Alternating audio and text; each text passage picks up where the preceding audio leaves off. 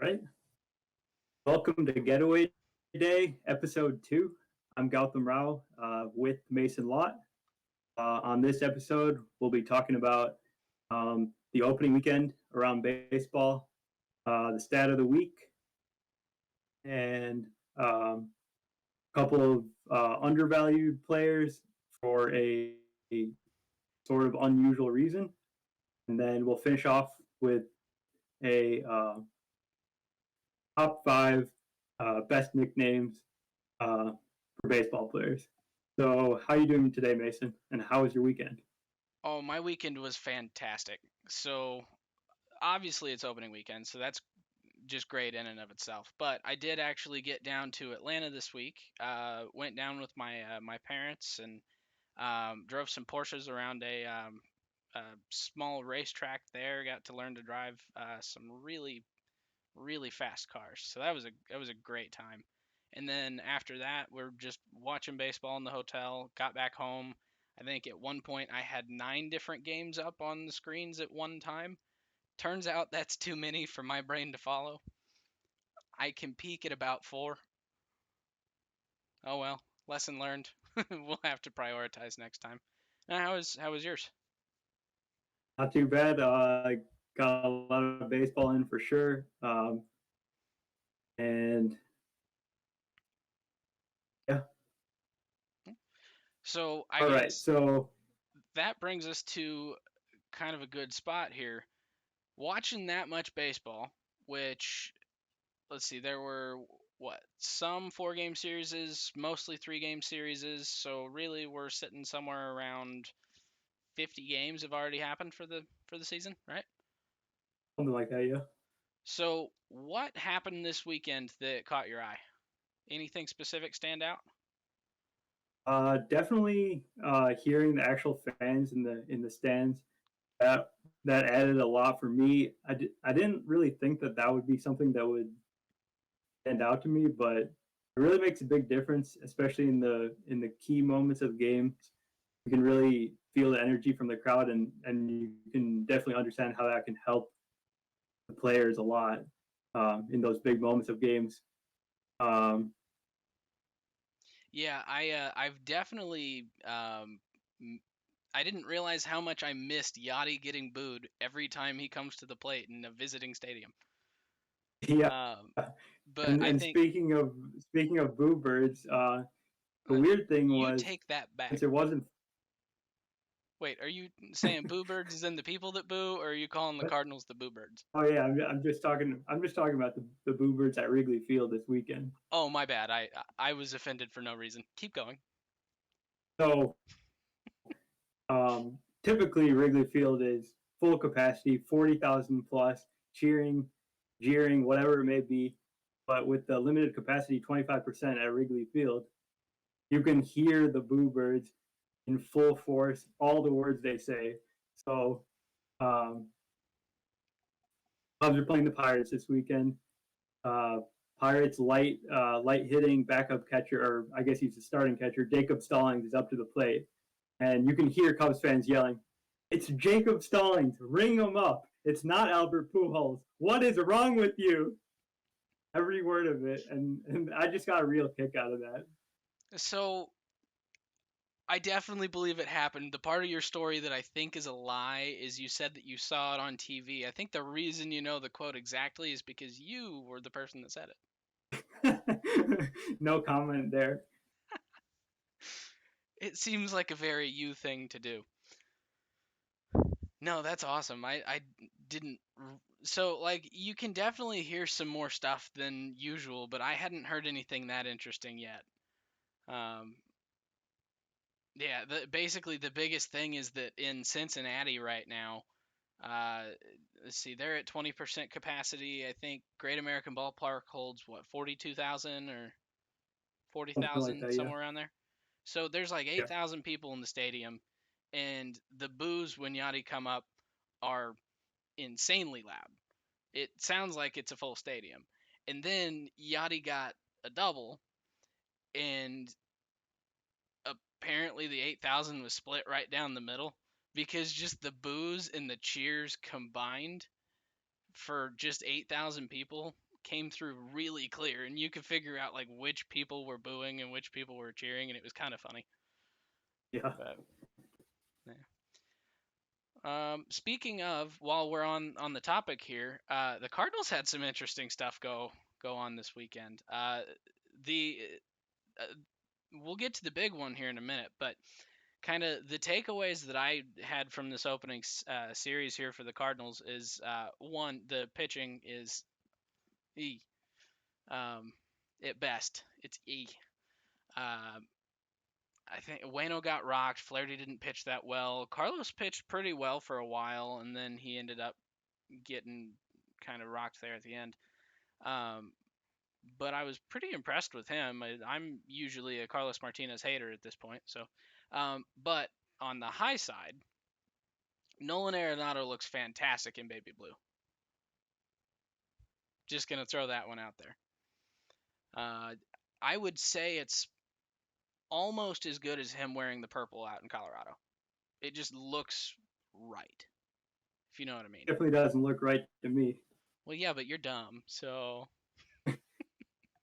uh, and then the other thing that was kind of a highlight for the Cardinals, Paul DeJong hit 2 home runs in Game 2 of this series.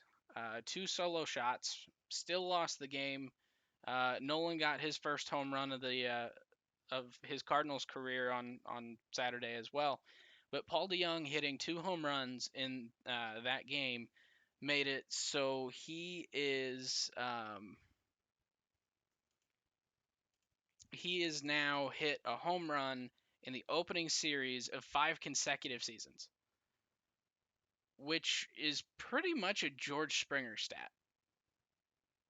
Yeah, that's pretty impressive and random. I saw another thing about Miguel Cabrera on opening day. He actually hit a home run on opening day, which he hadn't done since 2008, which seems really surprising for him. But And he slid into second, and the umpire told him he's an idiot, keep running. And then he got up and goes, and then finished running the bases. Yeah, exactly. Dude, how many games did it snow in this weekend? Like opening day games, because it snowed in Cincy, it snowed in Detroit. I think it probably snowed in Chicago, right? It may have snowed a little bit, but not a whole lot. Yeah, but I don't know. It was weird. Like, I mean, obviously we've seen games in the snow before, but that many all at once is kind of weird. It's usually just a Denver thing. Yeah, but opening weekend, that's probably the last of it. Hopefully. Yeah, and then the Cubs will just get rained out a bunch of times in Wrigley, and then we'll be good. The Reds are the ones that get rained out all the time, I feel like. I don't know. That's never really stood out to me. Huh. I feel like every time the Cubs play in Cincinnati, like one of their games gets rained out in the early part of the season. But Gotcha. I don't know. I'll have to watch that this year because that's kind of an interesting thought. I know the Cardinals end up getting a couple of postponements a year and everything. I think I guess we didn't talk about the big thing that happened in the Cardinal game here on yesterday. So I think you should describe the play I only or the set of plays yeah. leading up to the event. All right. So this was the Wainwright game, right? It was Saturday. Yeah, okay. So Wainwright pitches about 2 2/3 innings, kind of gets rocked, was not good. So he comes out of the game. Jake Woodford comes in the 4th inning, I believe. He threw it was like a 94-mile-an-hour fastball. It ends up coming in and hitting Castellanos, and Castellanos picks the ball up. No, I think it was a curveball. So it was a breaking ball that hit him. He picked it up, pretended to toss it back to Woodford, and then threw it out of play. And then he took his base, and then he ended up advancing to third somehow. I'm not really sure if it was sac flies or whatever. Advanced him, And then Woodford throws a pitch with Castellanos on third. I'm dropping some frames, by the way, so I'm not really sure why, but that may be an issue with the stream, so we need to watch that. But yeah, so Woodford throws a ball that was kind of crossed Yachty up. It got away, went to the backstop. Castellanos comes home. Yachty flips it to Woodford. Woodford tries to apply the tag. Castellanos basically just bowls him over. Um, and he's safe. He gets up, stands over the top of Woodford, yells something in his face, flexes on him, and stands there for about probably 3, 4, 5 seconds. Like, long enough it's noticeable, not long enough for it to be like completely obscene. And Yachty took offense to it, which if it makes sense that Yachty would take offense to that, given some of the other things he's taken offense to over the last 17 years. So not Pretty much shocking. everything. Yeah, I mean a lot of it's with good reason, to be fair. But yeah, pretty much Maybe. everything. So he approaches Castellanos, shoves him. Moose is already there. Moose starts hugging him. Starts trying to take him away, but he's yelling at Castellanos. The bench is clear. I think Woodford and Yachty end up getting pulled away. I think Arenado ended up getting pulled away. Nothing really happens other than a lot of yelling, and then everyone clears out, and the bullpens start going back to their bullpens. Something was said to Jordan Hicks that pissed him off. So he just goes off, starts running towards the Reds bullpen guys, starts another altercation out there. Everything finally settles down, and I'm not doing it justice as far as how angry people were. Like Castellanos was kind of being a bit of a prick with the taunting. I'm but then after all this happened, so today it came out that I think Yachty, Hicks, Arenado, Jesse Winker of the Reds, they all got fines. Castellanos got a fine and a 2-day suspension, which doesn't really make sense given how the MLB punishes things. It's Right. 2 games for It's kind of it's ridiculous that I think it's two the games same for like suspension. murdering someone, isn't it? Right. So Aroldis Chapman last year threw his 100-mile-per-hour fastball purposefully at a player's head, and he got the same suspension as Castellanos for yelling and not making any physical contact. Yeah, Basically, what Castellanos which did. Castellanos did get ejected, which I thought was reasonable.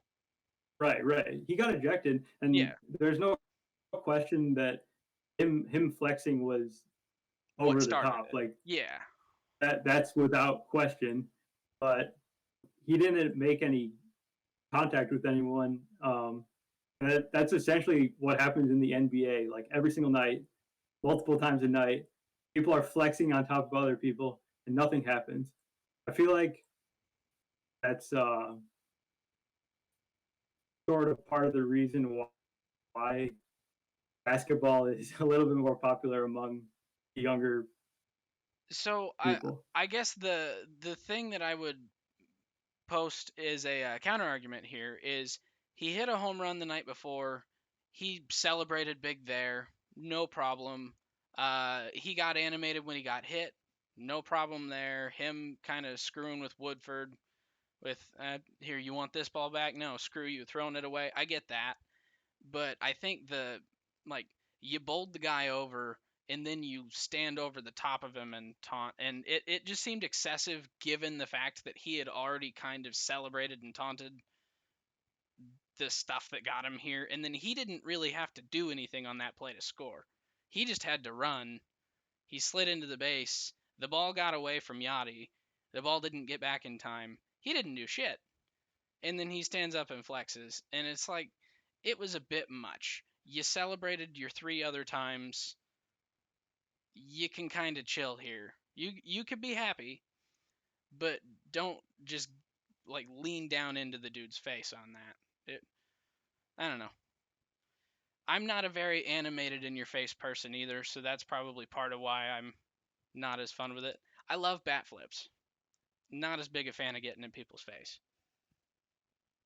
Yeah, like I said, like it was over the top, but I don't think it merited a 2-game suspension or No, any suspension. probably him being the only one ejected and then everyone getting fined. Okay, I'm cool with that. Yeah, yeah, But yeah, so and if they gave him a 1-game suspension that he could then appeal, and then he'd probably like get it reduced to nothing with the appeal.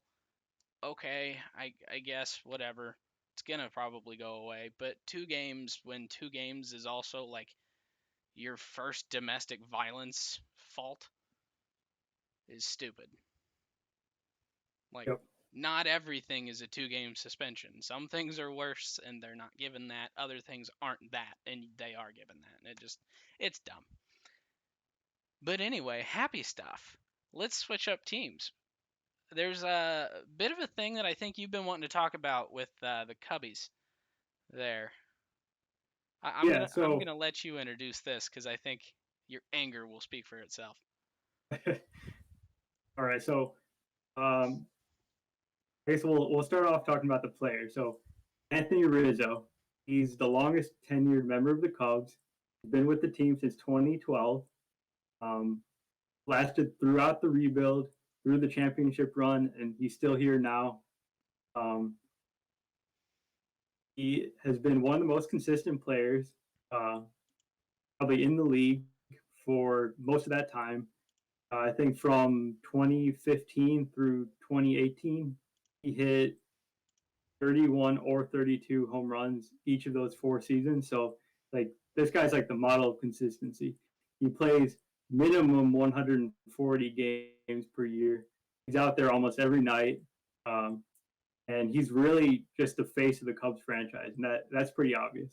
Um, and this is the last year of his contract with the Cubs. And this spring, they're trying to work through some contract extension talks, and those seem to have been cut off in the days leading up to the season uh, because the sides were not able to come to any agreement at this point.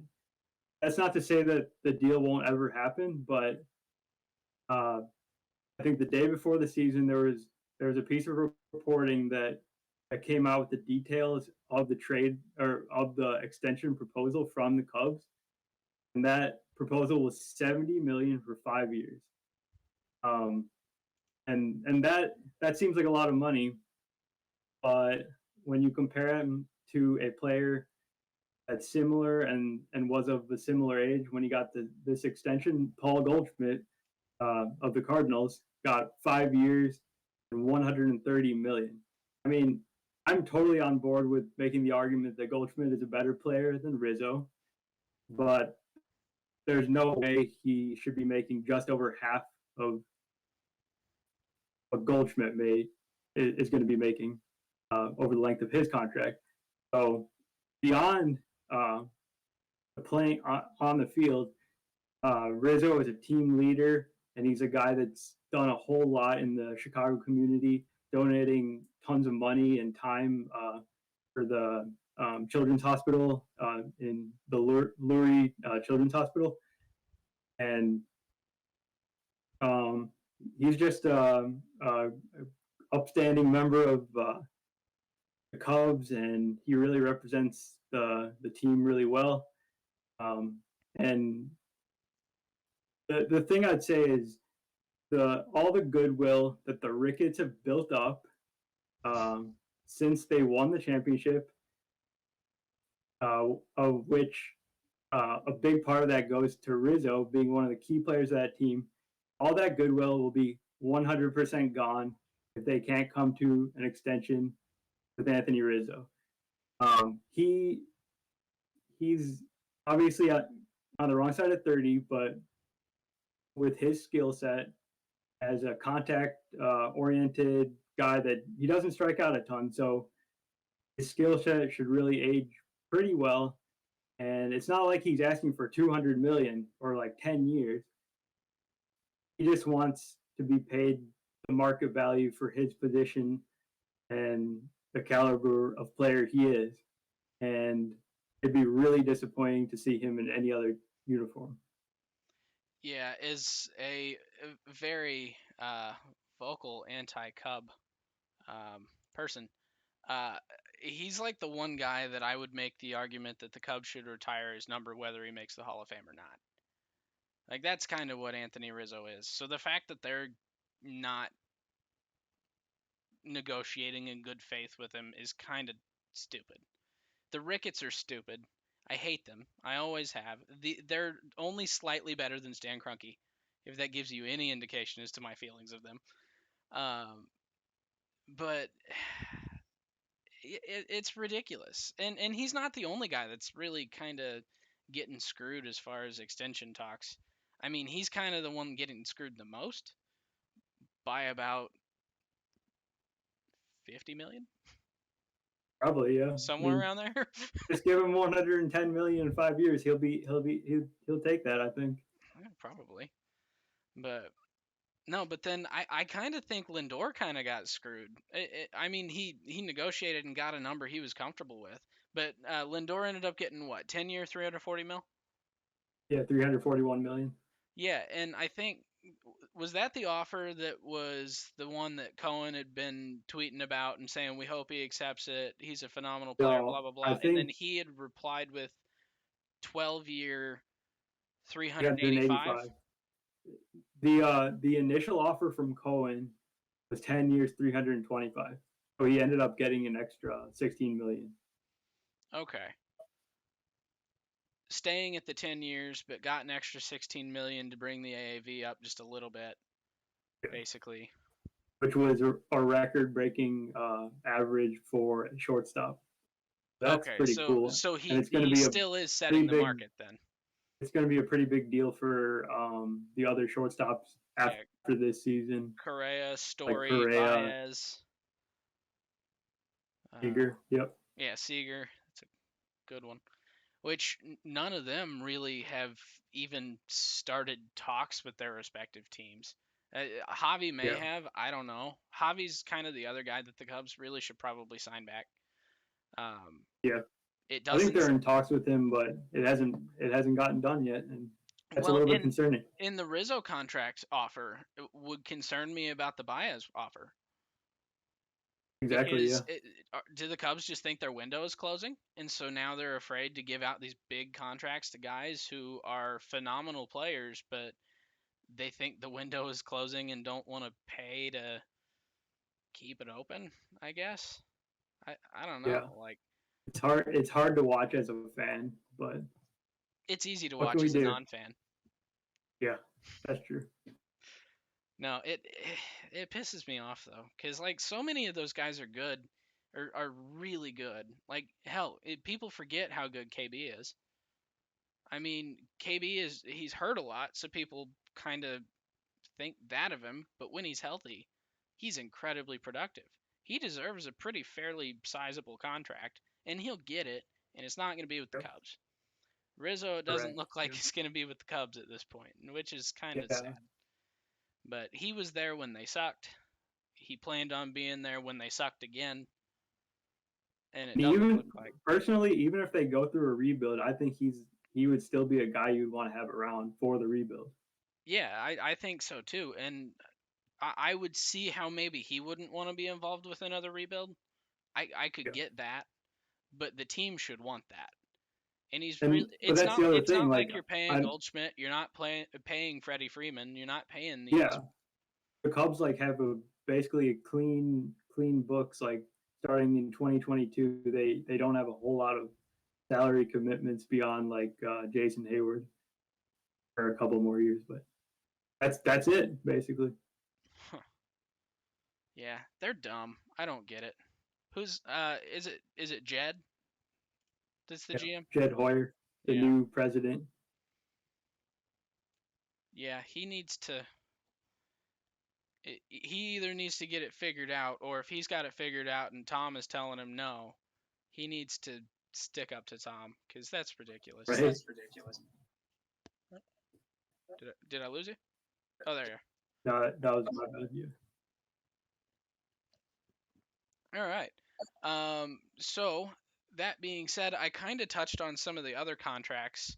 I do know that there's a couple other non-shortstop guys whose contracts are up at the end of this year that I'm kind of curious to see how that's going to go. The biggest one to me is Clayton Kershaw. He's only signed through 2021 and he doesn't have any options, nothing. So he's just a straight free agent this year, no matter what. There hasn't really been public talks, at least with the Dodgers on that. He's one of those guys that he's only 33, right? 32, 33. Yeah, he's in that range. Yeah. Yeah, so still a young guy, especially with pitchers now being effective into 37, 38 sometimes. I think he's one of those guys that could do that. His curveball is still stellar. His changeup is still really, really good. His fastball velocity is obviously not going to be great. And if he's one of the sticky stuff pitchers, he might get in a little bit of trouble as far as not having some of the spin rate and some of the velocity when he goes away from the sticky stuff, so he doesn't get in trouble. Um, but I don't know. I think that Kershaw is one of those guys that they should definitely try and extend. I mean, they do have amazing young pitchers, so they're probably fine without him. But I think he's kind of like just the face of the franchise there, and you really don't want to give that up. He's a Yeah, guaranteed Hall of Famer. he's definitely in the same like tier as in franchise player like Rizzo. Like, what are the Dodgers without Clayton Kershaw? It'll just be so weird and not right. Yeah, and like they'll be fine without him. But the Yeah, thing is, he's a no doubt Hall of Famer. right. And he's the face of your franchise. That's something that you want to keep for the fans. Even if you have 7, 8, 9 guys who can start, you have to pick who's in the rotation. Right now, David Price is in the bullpen because Dustin May got the fifth rotation spot. They have that many good starting pitchers. And so, but if Kershaw's gone, it's just it doesn't feel like the same team, and I think a lot of fans are not going to appreciate that. Whoever gets Kershaw is going to be incredibly happy, but I wouldn't even be shocked if Kershaw just retired so he could retire a Dodger. He kind of seems like that guy. So, I don't know. It'll be interesting That'll to see. be, but it'll be interesting to see like on the counterpoint to that, like maybe the Dodgers say like we understand like he's a franchise icon and everything, but this guy's got a ton of mileage on his arm, and he already has back issues, and he's getting old, and we have all these great pitchers coming up the pipe. We just like move on. We're paying Bauer $40 million a year. Like it, you could see them moving on, but it still won't feel right. Yeah, and I definitely think that's probably what they're going to do. I think they'll give him an honest contract offer, but they're going to be straight with him and be like, you may even be out of the bullpen. So we gotta deduct a little bit here because we've got Price in the pen. Bruzdar could potentially start here. He's probably not. I think Bruzdar is going to be a lockdown closer. What Kenley Jansen used to be is kind of what I think Brewstar's going to end up being. But then you got like Mitch White. That's why Mitch White last week, whenever I was trying to think of who it is, it's a rookie pitcher in the Dodger system. So it is a person. I didn't make up the name. I just couldn't remember where. So figured it out. But yeah, it's I gonna be just had weird. a really weird thought here. Imagine Kershaw in a Giants uniform torturing the Dodgers for the next half decade. So my thought was, imagine him in a Diamondbacks uniform pitching the day before Madison Bumgarner. That would be something. Yes, it would. I would love to see that because Zach Gallen, Clayton Kershaw, and Madison Bumgarner back to back to back, and then Alex Young, if he ever pans out, put him in there as a 4 or 5. I don't know who their fifth starter would be, but screw it, they don't need 5. Yeah, As long the as long as Diamondbacks. as I don't long know as where they're Gallen going. doesn't have to swing a bat. Yeah, Yeah, he's no Otani. no. All right, so we are sitting at about 25 minutes, so I think let's hit some rapid fire points. I'll say a player's name, and you give me one sentence about your opinion of them from this week. You ready? Well, the So, first one is actually going to be a team. Uh, Baltimore Orioles. yeah, so the Orioles are sitting on top of the world right now, first place in the AL East. They swept the Red Sox, and their offense is sneaky, not terrible like it's been for many years now. Like, I feel like they can put up some runs with Trey Mancini back in the fold, Anthony Santander. Cedric Mullins went 5 for 5 in a game with 3 doubles over the weekend. So if he starts doing that, like this Baltimore offense, I think could actually score a little bit. Their pitching is another story, but Just wait for Adley to come up. that will be fun. Lucas Giolito. Lucas Giolito started opening day against the Angels, and he looked fantastic to start the game. They ended up losing the game, but he struck out David Fletcher, a guy that strikes out less than 10% of the time typically. Then he struck out Otani, and then he struck out Mike Trout on a changeup that almost hit Mike Trout's back foot. Like the ride on this ball was unbelievable. And sort of as an aside, like the AL Cy Young race this year, it's kind of interesting because there's only like a few top guys really that could contend for this award. There's like Garrett Cole, of course, Shane Bieber, Giolito, and then maybe Tyler Glasnow. Verlander. Beyond that, I can't really think. Verlander's out for the season. Out for season? I Tommy thought he John was. surgery. Oh, I didn't realize he had Tommy John. I thought he had an injury that was like a couple months. How did I not realize it was Tommy John? Well, damn. Let's see. Yerman Mercedes. The This is Mercedes Benz. this was the series definitely that I enjoyed the most. It was pretty exciting on Friday, second game of the season. This game was like kind of back and forth. The White Sox went out to a big lead, like 7-1. Then like Albert Pujols was hitting home runs to dead center field, which is always fun to watch. And they sort of made a comeback. But the real story of this game was Yermin Mercedes, a guy that's been struggling through the minor leagues. He's been in the minor leagues for 10 years, and like independent leagues. And he finally breaks through, and this is his first career start this Friday, and he goes 5 for 5. Then he follows that up on Saturday night by starting his game 3 for 3, including a home run. So he's the first player in Major League history to start 8 for 8 for a season, which is pretty impressive. So he's a guy that will be really interesting to see if he can hold down some playing time with the White Sox. How did he do against Otani yesterday?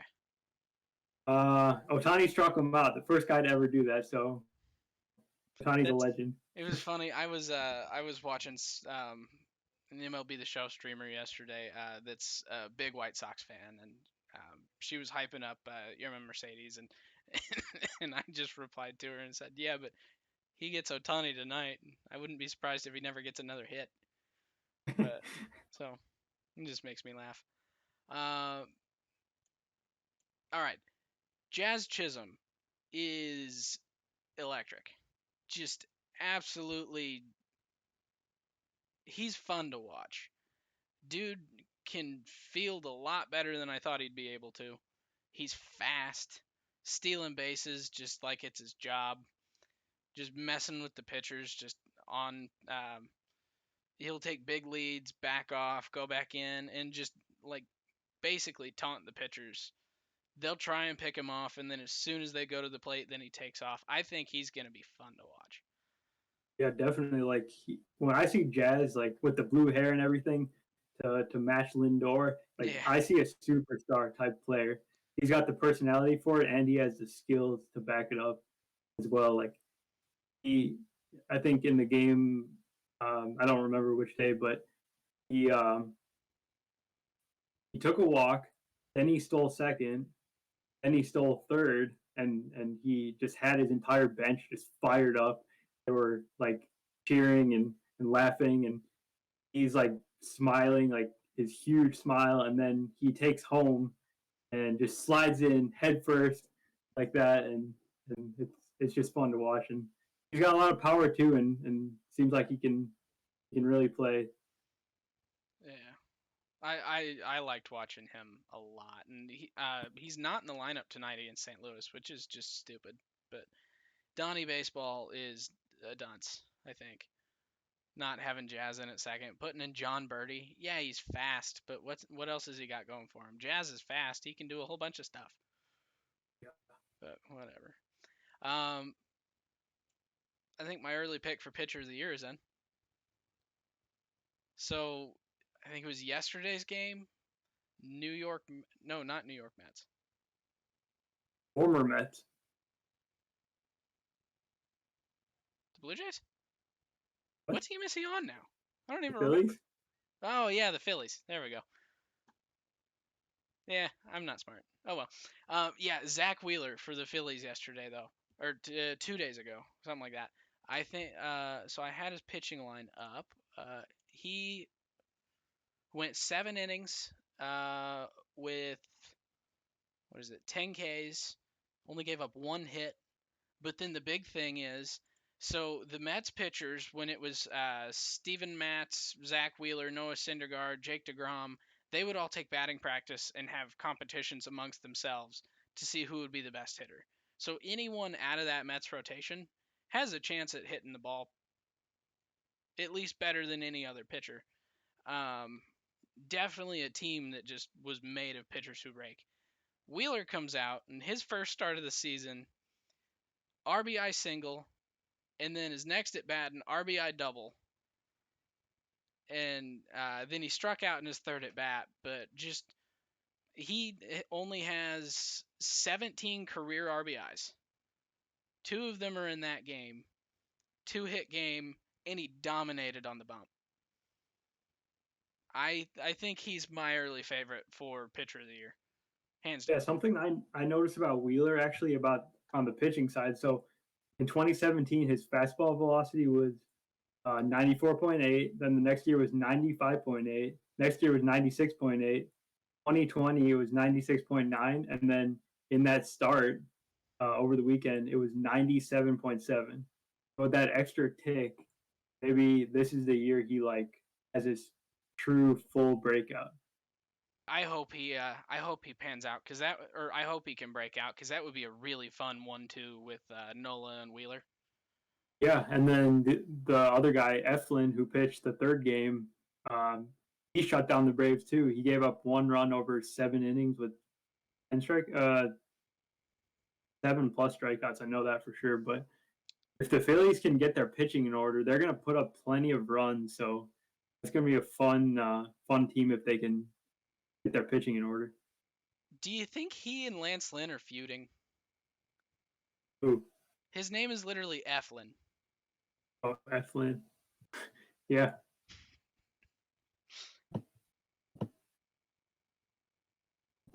Ooh, we have a new little tidbit here for end of stream, by the way. Just got some breaking news. All right, so we had two other guys here real quick. Just even quick explanation on these last two. Burns Barrios, how amazing was it to watch? Oh, it was great. It was like a new school pitching duel. Tons of strikeouts, barely any balls in play, but these pitchers were great in Jose Barrios and Corbin Burns, who just picked up right where he left off last year after actually getting some Cy Young votes. No one would have expected that 2 years ago. And then a guy that broke up the no hitter was Byron Buxton, who homered and stole a base and hit another homer over the weekend. So and then came out of the these are game pretty injured. exciting. Came out of the game injured in the first inning today, I think. I think he was sick actually. So I guess that's better than an injury. Yeah, it's definitely better than injury. Last one, and then we'll go to the stat of the day. So Ketel Marte. He's one of my personal favorites, and So far, the early returns are quite good. 563 average, 2 home runs, 1.674 OPS. Seems like the wrist injuries are behind him, and he can get back to the guy he was in 2019. All right, good deal. We'll have to work on a rapid fire for next time. Definitely think there's some room for improvement there. We are apparently really invested and like to say a lot of things. Yeah. All right. So now, next segment that we're gonna try and start doing is Gotham's stat of the day. He blows my mind with his just knowledge of advanced statistics, and I try and follow him. I can get the simple ones, a couple of the more complicated ones, but I have to do a lot of reading, and I frequently use them incorrectly, and he corrects me. And I noticed last week I was citing some advanced statistics that I understand, but that doesn't mean everyone else does. So I've asked Gowie to start picking stats and just kind of explaining what these advanced statistics mean. So it's not things that are going to be like strikeouts, average, ERA. Those are kind of too simple. This is kind of like the idiot's guide to advanced analytics. So with that, I don't know if you've got anything that you want to put on the screen or anything, or if you just want to talk through it. But I'll just start by talking through it. So the yeah, one that I picked out today, it's weighted on base average, or WOBA, WOBA. So WOBA is the big idea behind WOBA is that all hits are not exactly the same. So it's going to give credit to a hitter that is hitting, like a single is not as valuable as a double, and a double is not as valuable as a triple, and a home run is more valuable than anything. So in batting average, there's no real weighting to any of the different types of hits that you can get. Whether you get a single or a triple or a home run, you're just getting one hit towards your batting average, and which is so just why aren't singles as valuable? Is it because getting a single is less of a chance to drive in a run? so some really smart people figured out that the different ways you can get on base contribute to run scoring in different ways. So even like with a hit by pitch and a walk, those are contributing to getting runs, but a single is not, or I guess like a walk is still not going to help a team score runs the way a home run is or a triple. So they've assigned different weights to each different way that you can get on base.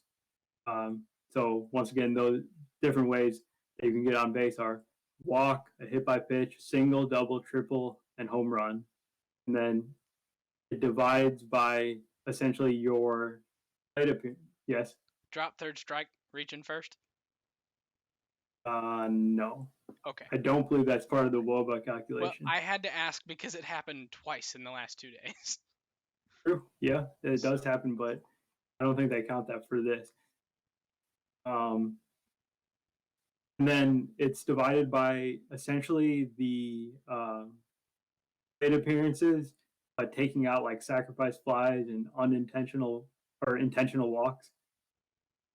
So the way we can use WOBA is kind of like OPS, because OPS tried to do a similar thing where they assigned different weights in the slugging percentage component of it, where they say a double is 2 times more valuable than a single, a triple is 3 times more valuable than a single, and a home run is 4 times. But those are sort of arbitrary numbers, and the way WOBA works is it uses different weights that actually match up with the run scoring environment of that current season. So every year, the WOBA factors for the different ways you can reach base change, and it's always set up um, scaled to the league on base percentage. So if you understand what a good on base percentage is, then you can kind of see what a good WOBA would be. So like a really good WOBA would be like 400, and then an average WOBA is like 320. And then I hit an example here. So In 2020, Xander Bogaerts, he had a 300 batting average, and Ian Happ had a 258 batting average. So typically, when people see that, they would just assume that Bogaerts had the better season because his average was quite a bit higher. Um, but Woba sort of tells a different story. Bogarts had a 368 Woba, and Ian Happ had a 369 Woba, so they were kind of right on par. And that comes from Happ hitting a couple more home runs. He had quite a few more walks. So their overall value, you could say, was quite similar. Okay. Cool. And WOBA is essentially like this the gateway stat to other advanced analytics, right?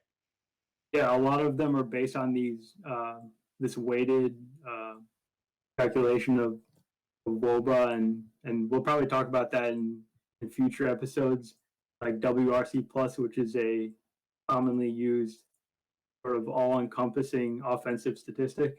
So The we'll the get to one that. the one that I like to use without explaining what it means. Yeah, Yeah, it's a good stat. it is. I like it. All right, cool. Well, thank you very much for that. So hopefully that helps some of our more casual viewers understand a little bit more of the statistics that we cite whenever we're talking about some of the players. Because I know advanced analytics is developing way faster than I can follow. Um, so it is really nice to just have that breakdown. Um, so now that we have advanced analytics in mind, I think it's time that we go into the main topic for tonight, which is some really underrated guys that are underrated for potentially biased reasons. So, what do Michael A. Taylor, Brian Anderson, Chris Taylor, Will Smith, Joe Smith, Josh Johnson, and Brett Anderson all have in common? I can barely tell them apart by their names. They all sound the same. Exactly. So, do they all suck? Are they all just average guys? Like, that's kind of the assumption. Like, you don't know them by name. Their name just sounds like any other name. You pull someone off the street, he's probably named Michael A. Taylor. So, is he just kind of meh at baseball? Good enough to be in the majors, but not good enough to do anything else? I don't know. I mean, I don't know the answer to that question, but I would probably say no because these guys are. We want to give the Michael A. Taylors and the Chris Taylors and the Will Smiths and the Will Smiths and the Joe Smiths some love here for being very solid baseball players that I think are getting overlooked a little bit by some casual fans. All right. So, Michael A. Taylor, 399 at bats in 2017, dropped a pretty solid 19 bombs. Center fielder for the Nats at the time, I believe, right? Yep. Not a very power focused guy. 2017 was the most juice ball year, so that could play into the home run numbers there a little bit. But he followed it up the next season with 24 stolen bases. That's not just something that everybody's doing. Fast guy. I think he's a little bit more contact focused than he is power focused. I don't have his average right off the top of my head, but let's see. But yeah, he's a guy that is really going to get his opportunity this year with the Royals as the starting center fielder because he's been in Washington for a few years and sort of took on more of a bench type role. But he's a kind of intriguing power and speed combination player. So he's a he's a good one that people don't really know. I would say. And then see, I guess what generic name player I guess do you want to give some love to here next? How about Brian Anderson, All right. Marlins third baseman? He the thing about Brian Anderson is like he's not really he sort of fits in with his vibe of having a generic name. He's sort of like a generic player. He doesn't really have any standout skills. But the one thing that stands out to me is that the Marlins have kept him around. He's been with the team since 2017. I can't think of any other players who have been there that long.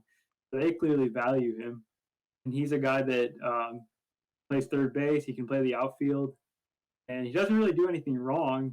He's actually put up above average offensive numbers every year after his rookie season. So good player.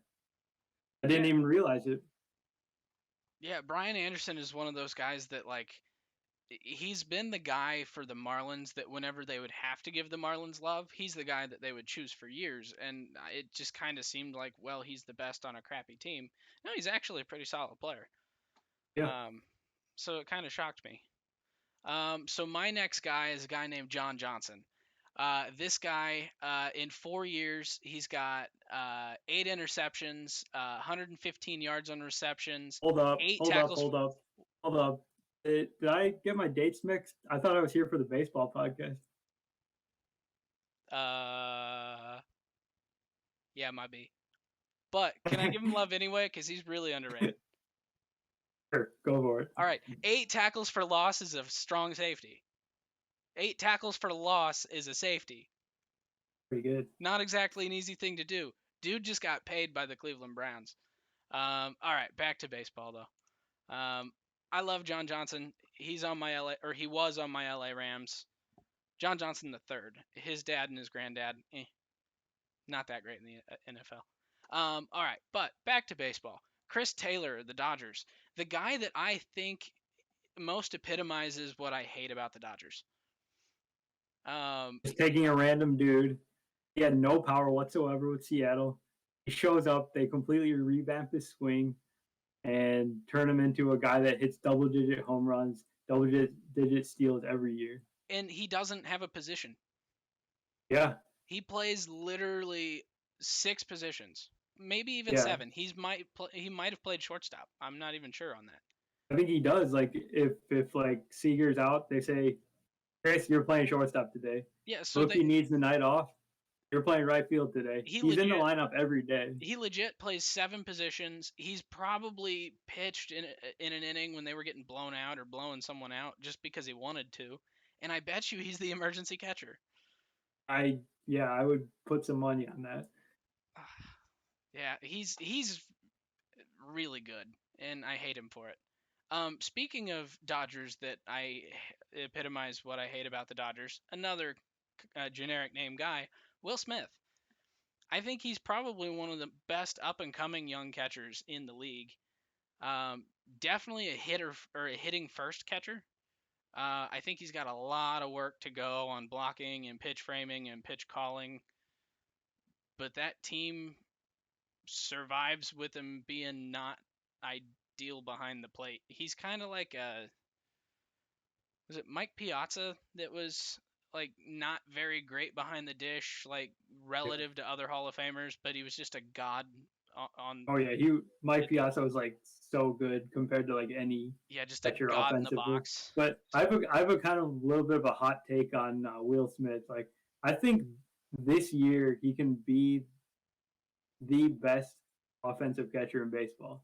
Not from a counting stats perspective. I realize like JT Realmuto is probably gonna hit more home runs than him, but on a per game basis, I think he's gonna hit more home runs and probably hit for a higher average. Like I seriously think he's that good of a hitter. Yeah, and he's being platooned, right? Yeah, so he's gonna lose a decent amount of playing time to Austin Barnes, but. And then what happens if Kybert comes up this year? Yeah, that could happen too. Yeah, the Dodgers are always doing platoons and mixing and matching with their playing time. So. Yeah, but and then you want to give me the rundown on the other Will Smith? Yeah, the other Will Smith is definitely a forgotten man. So he's a relief pitcher, has never really been a full-time closer, but he's been in the league for 9 years and he has a career 3.56 ERA. That's hard to do as a relief pitcher. Another guy that I've got on the list here that I think we should give a little bit of love to, and we've got some honorable mentions, but I hadn't really thought about stats or anything about them specifically. Joe Smith, relief pitcher for now the Houston Astros. He's been around for 14 years. He's got a 2.97 career ERA and 696 and 2/3 innings. And he has a career ERA minus of 73, which means he's 27% better by ERA than other relievers. So pretty solid pitcher. He came back this year after sitting out last year during the COVID season.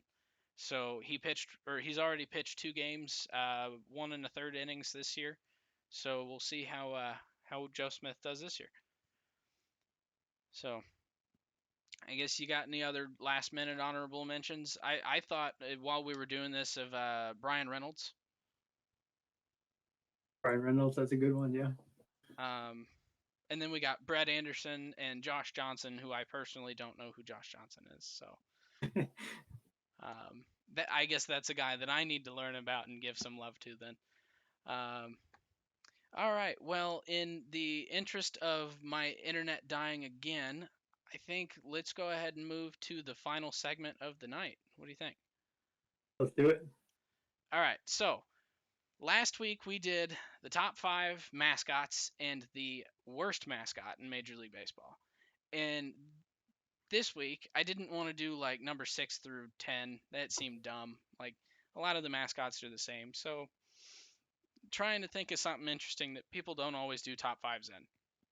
I didn't want to do positions, didn't want to just do top 5 teams. That's too obvious. So I decided to do top 5 nicknames.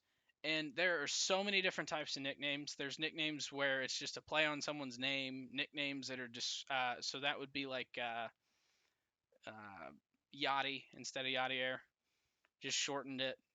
Things like that. Noli for Nolan Arenado, Goldie for Goldschmidt. You get the point. You got nicknames that just describe someone's size, really. So you've got the big unit is Randy Johnson. You got the big hurt is Frank Thomas. And they're good nicknames, but they're not the best nicknames. And so I kind of sat there and sifted through a lot of these nicknames, and the ones that I'm personally the most appeal the most to me are things kind of like Kung Fu Panda. They're a little bit more out of the box. Kung Fu Panda is Pablo Sandoval, and if any of you guys have seen Pablo Sandoval, he looks a little bit like Po from the movie Kung Fu Panda. Big dude, doesn't look like he should be athletic, but he's doing a thing that requires some athletic abilities. So I think Kung Fu Panda, and he embraced it. Like, it's kind of offensive if you think about it, because like they're calling you fat, they're saying you shouldn't be athletic, but you kind of are, which then we'll forget about the later in his career him getting fatter and less athletic. But I still think it's worthy of a top 5 nickname. What do you think, Gowie? Yeah, for sure. He was like part amazing World Series contributor for the Giants, uh, as well as like part-time mascot. Like everyone loved him. Yeah, And and what's not to love about a great player who is that exciting to well, watch? and fans literally came to the stands wearing panda hats. So like Yeah. it was a big deal down in San Francisco. All right, so at number 4, I have the Flying Hawaiian. This one was actually not even on my radar until you mentioned it to me yesterday. So Shane Victorino, center fielder for the Boston Red Sox in the Phillies. early to late 2000s. Oh wait, Phillies? Phillies and the Red Sox he won World Series with. Okay. You said Phillies and I thought I was wrong entirely. No, it was both. Oh Okay, no. cool. Yeah, both. Whew. But it rhymes. It's kind of Yeah. it's part describing his game, part describing where he's from, and I just think in general it's just a pretty unique nickname for a baseball player. So I'm a big fan. Number Yeah. 3. Oh, But did you have any more Shane Victorino comments? just that it fits with his style as a baseball player because he was very fast too. Yeah, and making diving catches and he was fun to watch. Number 3 is another guy that's really fun to watch for very similar reasons. Next is the Wizard of Oz. So Ozzie Smith, the 1980s and 90s or early 90s Cardinals. comes out, does backflips onto the field just because he can. The plays that Ozzie Smith could make, I don't think we've ever seen a defender with his capabilities since. We've seen guys that have been amazing defenders, even at the shortstop position. I mean, with Frankie Lindor, you have some of the or Javi Baez, Fernando Tatis when he isn't making 5 errors in 4 games.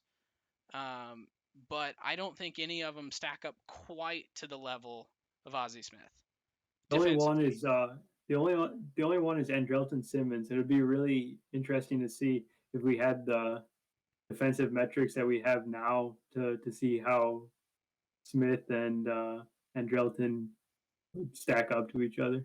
Yeah, that's true. I would like to see that. I do think that I would still have to give it to Ozzy because of the showmanship as well. Because doing the backflips onto the field and some of the other things that were just his personality, I think that is something that kind of puts you a little bit over the top, even if you're the same level defensively. Because it's just one of those things that stands out to people. And it's also how you get the nickname the Wizard of Oz. I don't think Andrelton Simmons has the nickname Wizard of Oz, does he? Not that I know of. All right, number 2.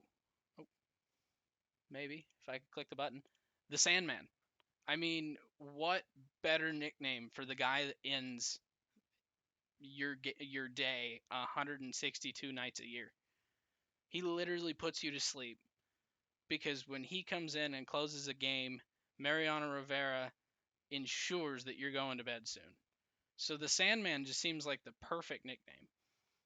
It doesn't really sound intimidating, but in a roundabout way it is because if you get to the Sandman, your day's already sunk.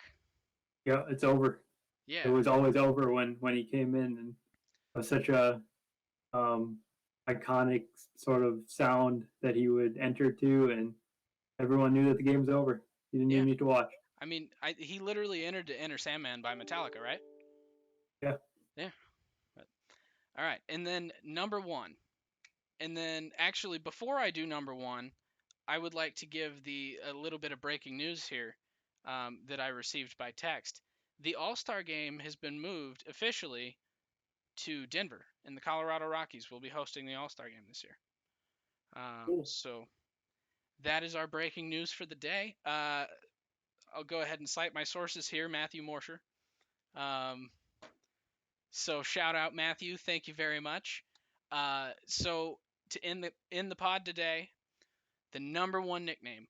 This dude has so many nicknames, and rightfully so. I mean, I literally couldn't even pick which one is the top.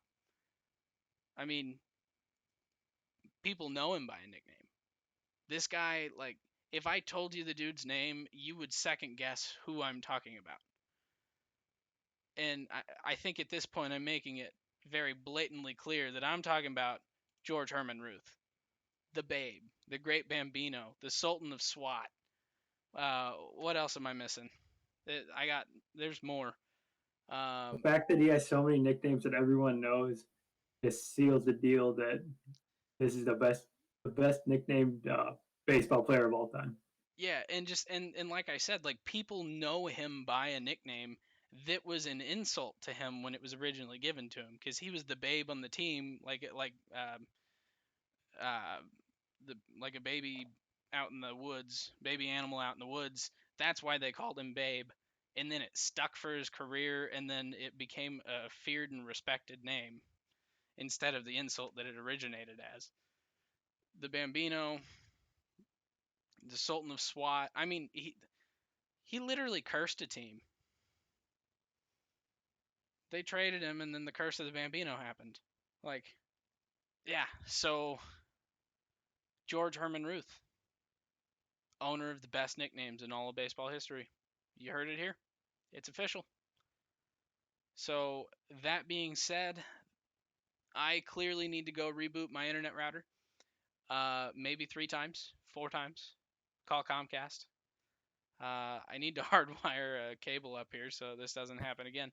But uh, that's all I've got tonight. You got any last closing comments here?